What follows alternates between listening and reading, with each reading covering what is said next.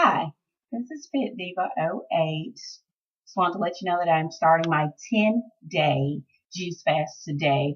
My starting weight is actually 221 pounds. I've gained an ample amount of weight over the last couple of months with improper diet, lack of exercise.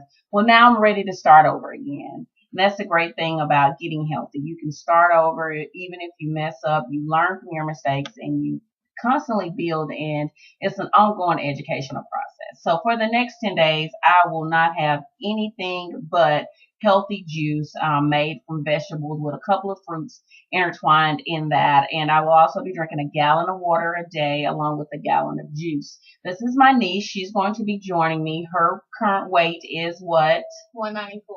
She's 194. When she started this journey, she was actually 233 pounds. So I'm very, very proud of her. And it just shows with hard work, drive, and tenacity, we can all be healthier. And we're going to do it one day at a time. Hope you all have a great day. And thank you for following us on this journey. Bye.